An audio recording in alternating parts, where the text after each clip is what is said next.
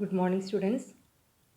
Today we are going to discuss about the types of research according to level of investigation.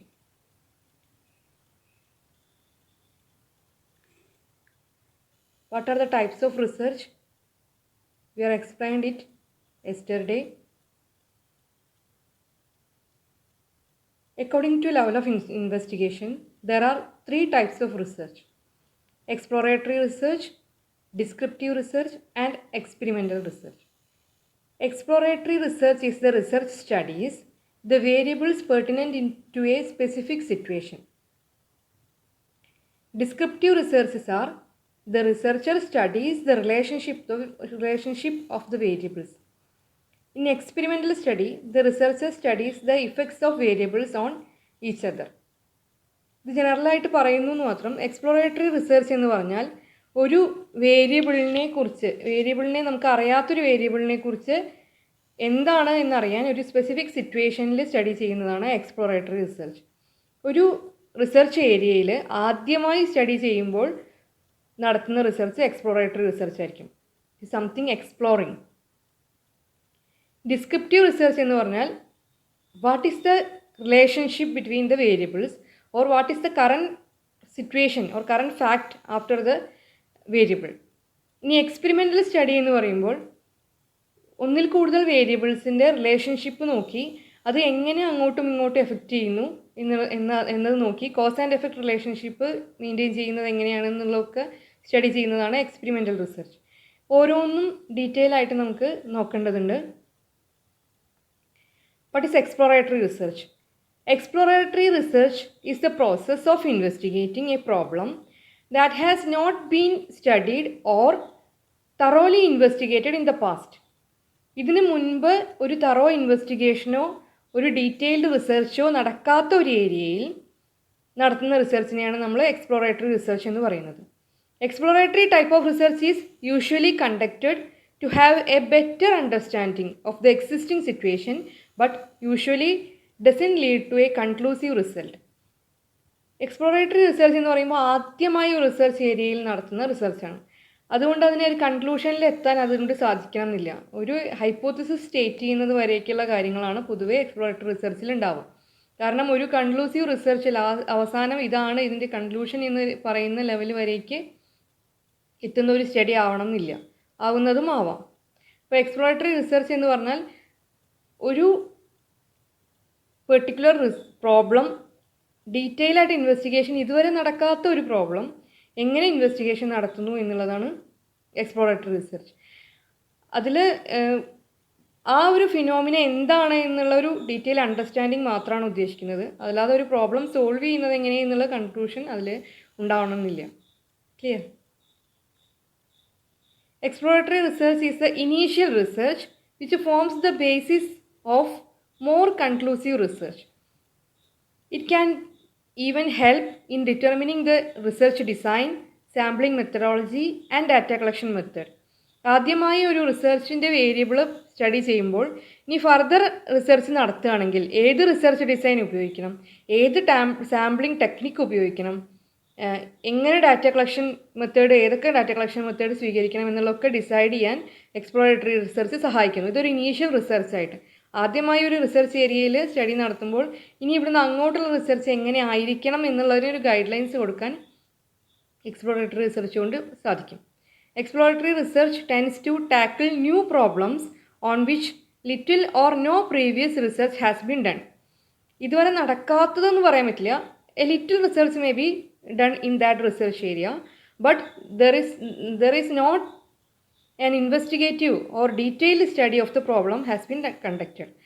അങ്ങനെയുള്ള ഒരു study ആണ് നമ്മൾ exploratory റിസർച്ചായിട്ട് എടുക്കുന്നത്. അത് എങ്ങനെയാണ് ഈ ഒരു പ്രോബ്ലം വന്നത്, അതെങ്ങനെ ടാക്കിൾ ചെയ്യാൻ പറ്റും എന്നുള്ളതിൻ്റെ ഒരു ഇനീഷ്യൽ സർവേ ആണ് ഇതുകൊണ്ട് ഉദ്ദേശിക്കുന്നത്. There is usually no prior relevant information available from past researchers.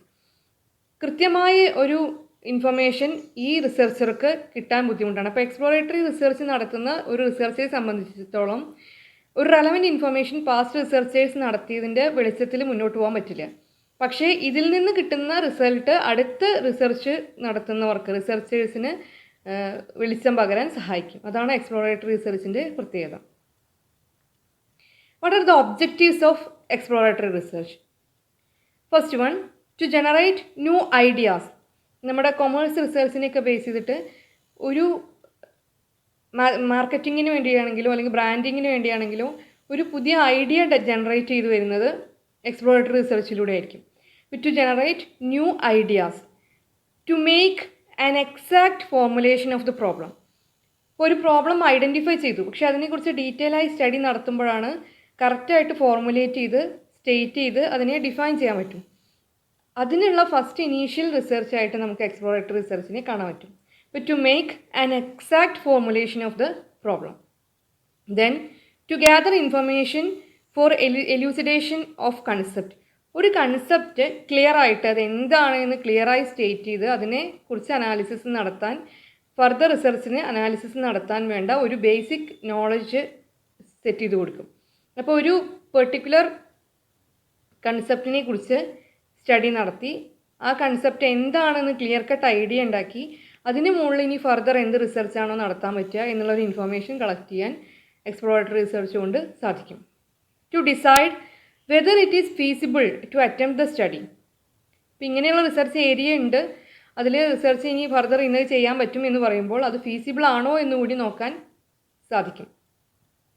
ഇപ്പോൾ നമ്മൾ സയൻറ്റിഫിക് റിസർച്ചൊക്കെ കുറേ സയൻറ്റിഫിക് റിസർച്ച് എക്സ്പ്ലോറേറ്ററി റിസർച്ച് ആയിട്ടാണ് വരിക. കാരണം ആദ്യമായി റിസർച്ച് ഏരിയയിൽ സ്റ്റഡി നടത്തി അതൊക്കെ ചെയ്യുമ്പോഴും ഇനി ഫർദർ ഇതിനെ അനാലിസിസ് ചെയ്യാൻ എത്രത്തോളം എക്കണോമിക് ആയിട്ടുള്ള ആവശ്യം ഉണ്ടായിരിക്കും, ഫിനാൻഷ്യൽ ആയിട്ടുള്ള resources, natural resources, human resources, ഇതൊക്കെ എത്രത്തോളം വേണ്ടി വരും എന്നുള്ളതിനെക്കുറിച്ചൊരു ഐഡിയ കിട്ടാൻ എക്സ്പ്ലോറേറ്ററി റിസർച്ച് സഹായിക്കും. പിന്നെ ബേസിക് ആയിട്ട് ഇതിന് എക്സാമ്പിൾ നമുക്ക് സ്പേസ് റിസർച്ചുകളൊക്കെ എക്സ്പ്ലോറേറ്ററി റിസർച്ചിൻ്റെ പരിധിയിൽ വരും. കാരണം ആദ്യമായി എന്താണ് ചന്ദ്രനിലുള്ളത് അല്ലെങ്കിൽ എന്താണ് മാർസിലുള്ളത് എന്നൊക്കെ സ്റ്റഡി ചെയ്യുന്നത് ആദ്യമായി പോയി സ്റ്റഡി ചെയ്തിട്ട് ഇനി അവിടുന്ന് അങ്ങോട്ട് പുതിയ പുതിയ മേഖലകൾ കണ്ടെത്താൻ സഹായിക്കുന്നത് എക്സ്പ്ലോറേറ്ററി റിസർച്ചാണ്.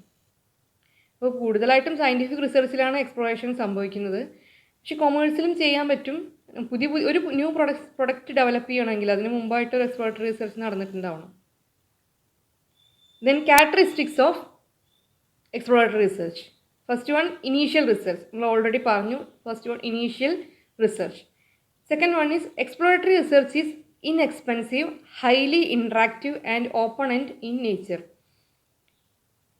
ഇത് ഇൻഎക്സ്പെൻസീവ് എന്ന് പറയുന്നു എന്നുള്ളൂ, ശരിക്കും എക്സ്പെൻസീവ് ആയിട്ടും വരും. ഇനി ഹൈലി ഇൻട്രാക്റ്റീവ്, ആദ്യമായി റിസർച്ച് നടത്തുമ്പോൾ അതിനെക്കുറിച്ച് എന്താണോ ഇങ്ങോട്ട് ഇൻപുട്ട് കിട്ടുന്നത് അതിനനുസരിച്ച് നമ്മുടെ റിസർച്ചിൻ്റെ ടെക്നിക്കും എല്ലാം ചേഞ്ച് വന്നുകൊണ്ടിരിക്കും. അല്ലാതെ ഒരു മുൻകൂട്ടി തീരുമാനിച്ച അതേ ഒരു എഴുതി വെച്ച രീതിയിൽ മാത്രം പോകുന്നതല്ല എക്സ്പ്ലോറേറ്ററി റിസർച്ച്. നമ്മൾ കാണുന്ന ഫിനോമിനയ്ക്ക് മാറ്റം വരുന്നതിനനുസരിച്ച് റിസർച്ചിൻ്റെ ഒബ്ജക്റ്റീവിലും റിസർച്ചിൻ്റെ ടെക്നിക്കുകളിലെല്ലാം മാറ്റം വന്നുകൊണ്ടിരിക്കും. അപ്പോൾ ഇത് ഓപ്പൺ എൻഡഡ് ഇൻ നേച്ചർ എന്ന് പറയും. അത് എന്താണോ വരുന്നത് അത് സ്വീകരിക്കുക എന്നുള്ള ഓപ്പൺ ആയിട്ടുള്ളൊരു മനോഭാവത്തിലാണ് പോകുന്നത്. അല്ലാതെ ഇന്ന റിസൾട്ട് വരണം അല്ലെങ്കിൽ ഈ രീതിയിൽ പോകണം എന്നുള്ള കൃത്യമായി ഹൈപ്പോത്തിസിസ് വെച്ച് നടത്തുന്ന റിസർച്ച് അല്ല. There is usually no prior relevant information available from past researches. നമ്മൾ ഓൾറെഡി പറഞ്ഞു കഴിഞ്ഞതാണ്, മുൻകൂട്ടി നമുക്ക് ഒരു പ്രീവിയസ് റിസർച്ച് നടന്നതിൻ്റെ ഇൻഫർമേഷൻ അവൈലബിൾ ആയിരിക്കില്ല. It has no predefined structure. കൃത്യമായി സ്ട്രക്ചേർഡ് ആയിട്ടുള്ള റിസർച്ചായിട്ട് ഇതിനെ നടത്താൻ പറ്റില്ല. നമ്മൾ പറഞ്ഞു ഓൾറെഡി നമുക്കൊരു ഹൈപ്പോത്തിസിസ് സെറ്റ് ചെയ്യാൻ തന്നെ ബുദ്ധിമുട്ടാണ്. കാരണം അത് എന്താണെന്ന് അറിഞ്ഞാലാണ് ഹൈപ്പോത്തിസിസ് സെറ്റ് ചെയ്യാൻ പറ്റുള്ളൂ. അപ്പോൾ ഒരു പ്രീ ഡിഫൈൻഡ് ആയിട്ടുള്ളൊരു സ്ട്രക്ചർ ഈ റിസർച്ചിന് ഉണ്ടാവില്ല. It answers questions like how and why, aiding the researcher to acquire more information about the research. ഇതെങ്ങനെയാണ്, എന്താണ്, എന്തുകൊണ്ടാണ് എന്നുള്ള ഒരു ചോദ്യം മനസ്സിൽ വരുമ്പോഴാണ് എക്സ്പ്ലോറേറ്ററി റിസർച്ച് ഉണ്ടാവുന്നത്. There must be a few theories which can verify your outcome. Your means researcher. റിസർച്ചറുടെ ഔട്ട്കം എന്താണെന്ന് മനസ്സിലാക്കാൻ ചെറിയ ചില തിയറീസ് ആവശ്യമായിട്ട് വരും. അത് ഉണ്ടാക്കാൻ ആ തിയറി ഫോർമുലേറ്റ് ചെയ്യുന്നതും എക്സ്പ്ലോറേറ്ററി റിസർച്ചിലൂടെ ആയിരിക്കും. Then the absence of relevant information from past researcher means the researcher will spend a lot of time studying material in detail, therefore spending so much time conducting exploratory research. ഇപ്പോൾ exploratory research ചെയ്യാൻ ഒരുപാട് time ആവശ്യമുണ്ടാവും, ഒരുപാട് resources ആവശ്യമുണ്ടായിരിക്കും. റിസർച്ചറുടെ പൂർണ്ണമായ ശ്രദ്ധ ഈ ഒരു റിസർച്ചിൽ മാത്രമായിരിക്കേണ്ടി വരും ആ സമയത്ത്. കാരണം എന്താണോ ആദ്യമായി കാണുന്നത് അതാണ് റിപ്പോർട്ട് ചെയ്യേണ്ടത്. അപ്പോൾ ഇതിന് മുന്നേ ഒരാൾ കണ്ടിട്ടുള്ള റിസർച്ചിൻ്റെ വഴികൾ എന്താണ് എന്നുള്ളത് കൃത്യമായിട്ട് ഒരു വഴിയിൽ കൂടെ അല്ല ഈ റിസർച്ചിൽ സഞ്ചരിക്കുന്നത്. ആദ്യമായ ഒരു വഴിയിൽ കൂടെ പോകുന്ന റിസർച്ചറാണ്. അതുകൊണ്ട് അയാൾ കൂടുതൽ സമയം ഇതിനു വേണ്ടി ഡെഡിക്കേറ്റഡ് ആയിട്ട് വർക്ക് ചെയ്യുമ്പോൾ മാത്രമാണ് അത് ഫ്രൂട്ട്ഫുൾ ആയിട്ടുള്ള റിസൾട്ട് പ്രൊഡ്യൂസ് ചെയ്യുള്ളൂ. Since there is no standard for carrying out exploratory research, it is usually flexible and scattered. ഇതാണ് വേറൊരു പ്രധാനപ്പെട്ട കാര്യം. മുൻകൂട്ടി നമുക്കൊരു സ്ട്രക്ചർ ഇല്ലാത്തത് കൊണ്ട് ഫ്ലെക്സിബിൾ ആയിരിക്കും. റിസർച്ചർ തീരുമാനിക്കുന്നത് പോലെയാണ് റിസർച്ച് മുന്നോട്ട് പോകുന്നത്. അപ്പോൾ മുൻകൂട്ടി ഒരു സ്ട്രക്ചേർഡ് ആയിട്ടുള്ളൊരു വഴി തീരുമാനിച്ച് ആ വഴിയിലൂടെ അല്ല പോകുന്നത്. റിസർച്ചർക്ക് ആ സമയത്ത് റിസർച്ചിൻ്റെ ഡെവലപ്മെൻറ്റിനനുസരിച്ച് പുതിയ മേഖലകളിലൂടെ സഞ്ചരിച്ച് പുതിയ വഴിയിലൂടെ പോയി പുതിയ കാര്യങ്ങൾ കണ്ടെത്താൻ സാധിക്കും. The research problem must be important and valuable. Exploratory research നടത്തുമ്പോൾ സെലക്ട് ചെയ്യുന്ന പ്രോബ്ലം ഏറ്റവും ഇമ്പോർട്ടൻ്റ് ആണ്. ഓൾറെഡി സ്റ്റഡി ചെയ്യാത്തതാവണം. സ്റ്റഡി ചെയ്യുന്നത് അതിൻ്റെ പ്രോബ്ലം എന്തെങ്കിലും റെലവൻസ് ഉള്ളതായിരിക്കണം. ഇമ്പോർട്ടൻ്റ് ആയിട്ടുള്ള വാല്യുബിൾ ആയിട്ടുള്ള എന്തെങ്കിലും കാര്യങ്ങൾ ചെയ്യുന്നതാണ് എക്സ്പ്ലോറേറ്ററി റിസർച്ചിന് ഫ്രൂട്ട്ഫുൾ ആവുള്ളൂ. Then exploratory research mostly deals with qualitative data. Quantify ചെയ്യാൻ പറ്റാത്ത ടൈപ്പ് ഓഫ് റിസർച്ച് ആയിരിക്കും പൊതുവെ എക്സ്പ്ലോറേറ്ററി റിസർച്ചിൽ സംഭവിക്കുക. ക്വാളിറ്റേറ്റീവ് ആയിട്ടുള്ള അനാലിസിസ് ആയിരിക്കും കൂടുതലായിട്ടും ഉണ്ടായിരിക്കുക. Then advantages of exploratory research: flexibility and adaptability to change. റിസർച്ചിൻ്റെ പുരോഗമിക്കുന്നതിനനുസരിച്ച് വരുന്ന ചേഞ്ചസ് അഡാപ്റ്റ് ചെയ്ത് ഫ്ലെക്സിബിൾ ആയിട്ടുള്ള റിസർച്ച് മെത്തേഡാണ് ഇവിടെ യൂസ് ചെയ്യുന്നത്. Then exploratory research is effective in laying the groundwork that will lead to future studies. ഒരു ബേസിക് ആയിട്ടുള്ള ഒരു idea generate ചെയ്യാൻ എക്സ്പ്ലോറേറ്ററി റിസർച്ച് സഹായിക്കും. അപ്പോൾ അതുകൊണ്ട് ഇനി ഇവിടുന്ന് അങ്ങോട്ടുള്ള റിസർച്ചിൻ്റെ ഒരു ലൈങ് സ്റ്റോണായിട്ട് കിടക്കുന്നത് എക്സ്പ്ലോറേറ്ററി റിസർച്ച് ആയിരിക്കും. ഒരു ഗ്രൗണ്ട് വർക്ക് ആദ്യമായി ഒരു സ്റ്റഡി നടത്തി ഒരു ഗ്രൗണ്ട് വർക്ക് ഉണ്ടാക്കി ഇനി അവിടുന്ന് അങ്ങോട്ട് എന്തൊക്കെ റിസർച്ച് നടത്താൻ പറ്റുമെന്ന് തീരുമാനിക്കപ്പെടുന്നത് എക്സ്പ്ലോറേറ്ററി റിസർച്ചിലൂടെയാണ്. Then exploratory research can potentially save time and other resources by determining at the earliest stages and the types of research that are worth pursuing. ഈ ഒരു റിസർച്ച് നല്ലതാണോ, ഇതുകൊണ്ട് യൂസ്ഫുൾ ആണോ എന്നുള്ളത് എക്സ്പ്ലോറേറ്ററി റിസർച്ചിലൂടെ മനസ്സിലാവുന്നതുകൊണ്ട് ഫർദർ റിസർച്ച് എങ്ങനെ വേണം തീരുമാനിക്കാൻ പറ്റും. അപ്പോൾ അതുകൊണ്ട് ഇനി ഇതിൽ ഫ്യൂച്ചർ റിസർച്ച് നടത്താൻ സ്കോപ്പ് ഇല്ല എന്നാണ് മനസ്സിലാക്കുന്നതെങ്കിൽ ആ വഴി തിരഞ്ഞെടുക്കാതിരിക്കും. അപ്പോൾ അങ്ങനെ ഒരു കൃത്യമായൊരു ഗൈഡ് ലൈൻ കൊടുക്കാൻ എക്സ്പ്ലോറേറ്ററി റിസർച്ച് കൊണ്ട് സാധിക്കും. Then disadvantages: exploratory studies generate qualitative information and interpretation of such type of information is subject to bias. Quantitative information ആണെങ്കിൽ ആര് അനാലിസിസ് ചെയ്താലും ഒരേ റിസൾട്ടായിരിക്കും വരിക. അപ്പോൾ ഒരു ഒബ്ജക്റ്റീവ് ആയിട്ടുള്ള ഒരു കൺക്ലൂഷൻ അറ്റൈൻ ചെയ്യാൻ ക്വാണ്ടിറ്റേറ്റീവ് റിസർച്ച് കൊണ്ട് സാധിക്കും. But in the case of qualitative research, the researcher's mindset is very important in the conclusion of research.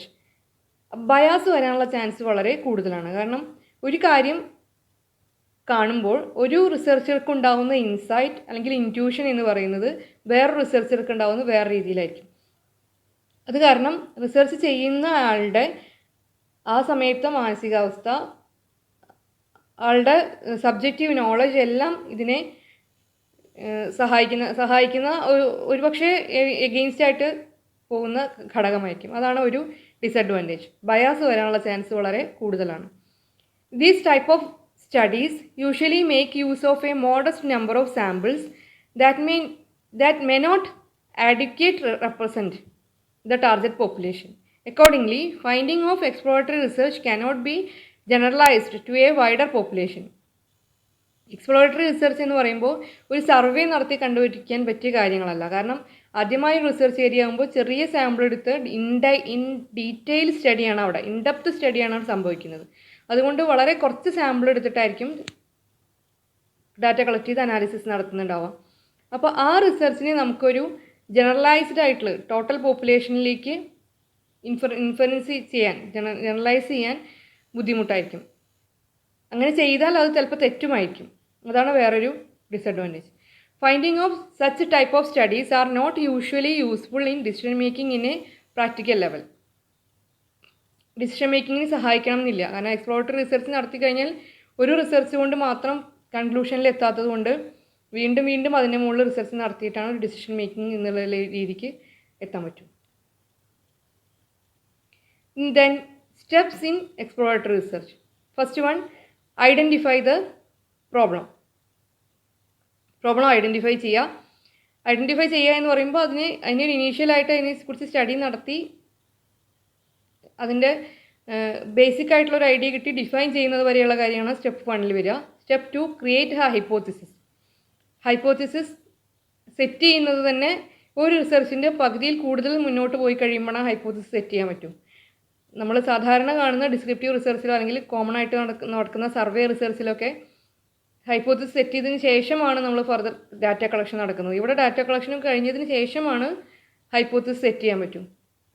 Then conduct further research. അതിനെക്കുറിച്ച് ഡീറ്റെയിൽ ആയിട്ട് സ്റ്റഡി നടത്തുന്നു. ഈ types of exploratory research. Exploratory റിസർച്ചിൽ തന്നെ 3 type വരുന്നുണ്ട്.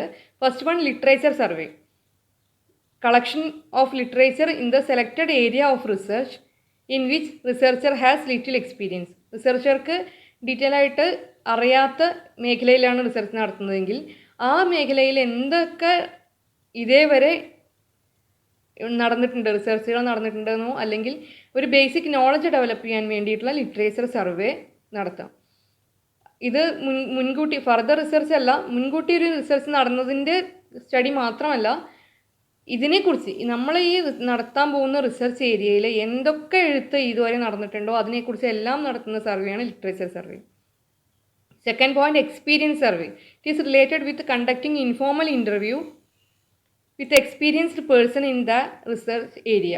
ആ ഏരിയയിൽ റിസർച്ച് ഏരിയയിൽ ഇതിനു മുമ്പ് എന്തെങ്കിലും എക്സ്പീരിയൻസ് വന്നിട്ടുള്ള വ്യക്തികളുണ്ടെങ്കിൽ ആ വ്യക്തികളെ ഇൻഫോർമൽ ഇൻ്റർവ്യൂ, വാക്ക് ശ്രദ്ധിക്കുക, ഇൻഫോർമൽ ഇൻ്റർവ്യൂ. സ്ട്രക്ചർഡ് ആയിട്ടുള്ള ഇൻ്റർവ്യൂ ഇവിടെ നടത്താൻ സാധിക്കില്ല. അപ്പോൾ അതിനെക്കുറിച്ച് ഡാറ്റ എന്താണെന്ന് അറിയാൻ വേണ്ടി ഇൻഫോർമൽ ആയിട്ടുള്ള ഇൻ്റർവ്യൂ നടത്താം. Third one, study of insight stimulating cases. An intensive study of selected cases is conducted in unexplored area. Unexplored ഏരിയയിൽ പോയി സ്റ്റഡി നടത്തുമ്പോൾ കൂടുതലായിട്ടും റിസർച്ചറുടെ ഇൻസൈറ്റിനെ ഡിപ്പെൻഡ് ചെയ്യേണ്ടി വരും. അപ്പോൾ ഇൻസൈറ്റ് ഉണ്ടാവണമെങ്കിൽ ഒരു ബേസിക് ഐഡിയ ഉണ്ടാവണം. അപ്പോൾ നമ്മൾ സൈക്കോളജിയിലൊക്കെ പറയുന്നത് എന്താണെന്ന് വെച്ചാൽ ഒരു കാര്യത്തിനെ കുറിച്ച് ടോട്ടാലിറ്റി ഒരു ഐഡിയ കിട്ടിക്കഴിഞ്ഞാൽ മാത്രമാണ് അതിനെക്കുറിച്ചൊരു ഇൻസൈറ്റ് ജനറേറ്റ് ചെയ്യാൻ സാധിക്കും. അപ്പോൾ ആ ഒരു കേസിനെ കുറിച്ച് ഇതേവരെ നടന്ന എല്ലാ സ്റ്റഡീസും നോക്കി അയാളുടെ ഇൻസൈറ്റിനെ സ്റ്റിമുലേറ്റ് ചെയ്യാൻ ശ്രമിക്കുക. ഇങ്ങനെയുള്ള സ്റ്റഡിയാണ് എക്സ്പ്ലോറേറ്ററി റിസർച്ചിൽ മൂന്നാമത് വരുന്നത്. First one literature survey, second one experience survey, case സ്റ്റഡിയാണ് third one, study of insight stimulating case study. ഇപ്പോൾ literature survey, experience survey, case study, ഈ 3 മെത്തേഡ്സാണ് ഇതിൽ ടൈപ്പായിട്ട് വരുന്നത് എക്സ്പ്ലോറേറ്ററി റിസർച്ചിൻ്റെ. അപ്പോൾ ഇത്രയുമാണ് ഇന്നത്തെ ക്ലാസ് കൊണ്ട് ഉദ്ദേശിക്കുന്നത്. ഇനി ഇവിടുന്ന് അങ്ങോട്ട് നമ്മളിപ്പോൾ 3 മെത്തേഡ് പറഞ്ഞു. എക്സ്പ്ലോറേറ്ററി ഉണ്ട്, ഡിസ്ക്രിപ്റ്റീവ് റിസർച്ച് ഉണ്ട്, എക്സ്പെരിമെൻ്റൽ റിസർച്ച് ഉണ്ട്. അപ്പോൾ നമ്മൾ ഫസ്റ്റ് ഭാഗം മാത്രം ഇന്ന് കംപ്ലീറ്റ് ചെയ്തു. ഡിസ്ക്രിപ്റ്റീവ് റിസർച്ച് അതേപോലെ എക്സ്പെരിമെൻ്റൽ റിസർച്ചും വരുന്ന ദിവസങ്ങളിൽ നമുക്ക് പഠിക്കാം. Okay, thank you.